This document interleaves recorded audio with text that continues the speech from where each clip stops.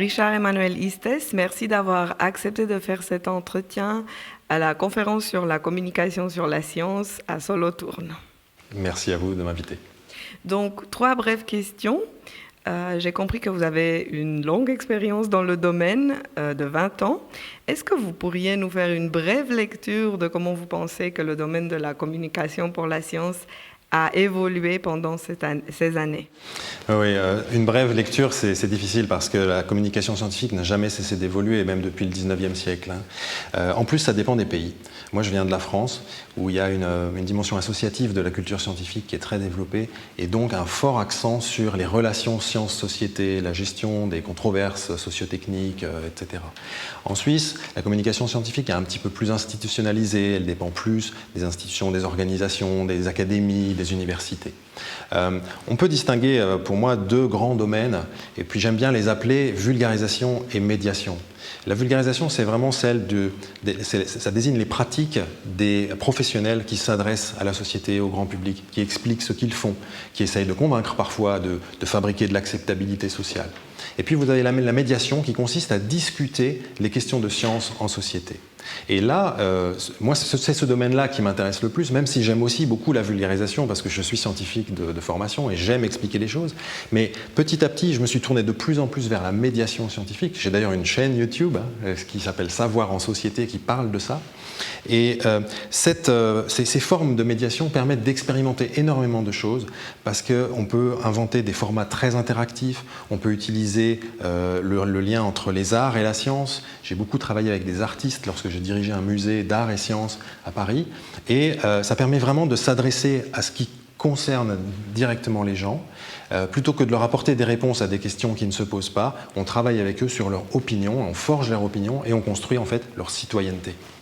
Et plus près de l'événement aujourd'hui, qui est pense à l'émotion dans la science, qu'est-ce que vous avez à nous dire à propos de ça? L'émotion dans la science, ça peut désigner beaucoup de choses. Il y a d'abord la science des émotions, c'est-à-dire les sciences qui étudient les émotions. Ce n'est pas exactement ce qui nous intéresse aujourd'hui. Ce qui est plus intéressant pour nous aujourd'hui, c'est l'émotion dans la science. Et là, il y a à nouveau 2 choses possibles. C'est l'émotion des gens qui reçoivent la science, et c'est l'émotion des gens qui font la science. Et peut-être que je m'intéresse juste à ça pour un moment. En fait, on a tendance à penser que la science, c'est très neutre, c'est très froid, etc. La science, oui, mais pas les chercheurs et les chercheuses qui la font. En fait, il n'y a aucun chercheur, aucune chercheuse qui ne va pas dans son laboratoire avec de l'émotion. Soit avec de la peur, soit avec de l'ennui, soit avec la ferveur de la découverte. En fait, la recherche, c'est une aventure et il y a énormément d'émotions, il y a énormément de valeurs aussi qui transparaissent, de valeurs personnelles.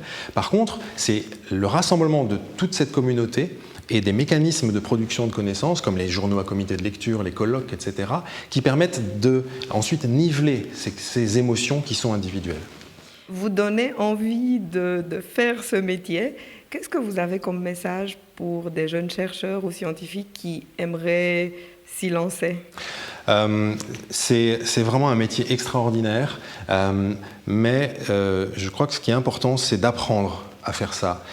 Moi, j'ai commencé comme jeune chercheur avec beaucoup d'enthousiasme, beaucoup de passion. J'étais chimiste, je voulais convaincre que la chimie, c'était bien, etc. Et en fait, j'ai fait énormément d'erreurs. C'est aussi pour ça que je suis devenu formateur de médiateurs et médiatrices scientifiques, parce que c'est vraiment trop dommage de refaire les mêmes erreurs qu'on peut éviter.